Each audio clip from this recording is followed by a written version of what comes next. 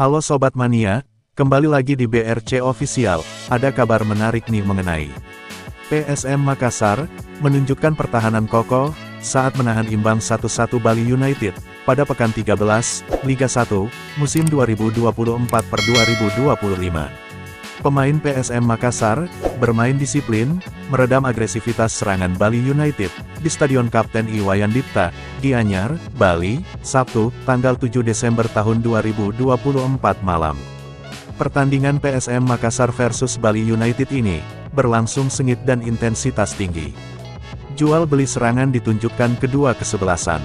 Bali United pun membombardir pertahanan PSM Makassar, demi menyamakan kedudukan.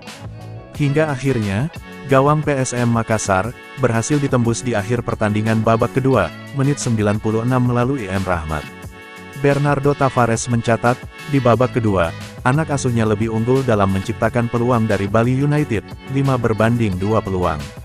Pelatih berkebangsaan Portugal ini menyebut, lini belakang PSM Makassar tampil kokoh, tanpa strategi khusus. Ia hanya menyiapkan taktik, berdasarkan pemain yang tersedia. Sebab, pemainnya banyak alami cedera. Kita harus menyesuaikan strategi, dengan pemain yang ada. Kita memiliki ketidakbanyakan keberuntungan, dengan pemain cedera, katanya saat konferensi pers usai pertandingan. Di lain sisi, ungkap mantan talent scouting FC Porto ini, Bali United, memiliki pemain dengan segudang pengalaman. Pemain yang memiliki pengalaman, bisa menghilangkan rasa emosi, untuk berpikir di pertandingan yang intens, ungkapnya. Sementara, sambung Bernardo Tavares, PSM Makassar banyak dihuni pemain muda. Pada saat memimpin, harusnya pasukan Ramang lebih tenang, dan memainkan ball possession lebih. Tapi, kita tidak punya hal ini, bahkan, kita bermain di balik papan itu bukan kotanya kita, bebernya.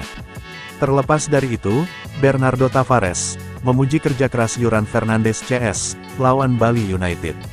Ia berharap, hal sama ditunjukkan di pertandingan selanjutnya. Saya kira dengan strategi ini, kita sudah bekerja keras.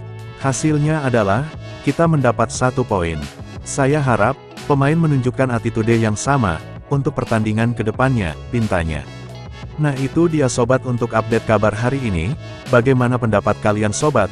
Tulis pendapat kalian ya sobat, dan jangan lupa like, komen dan subscribe.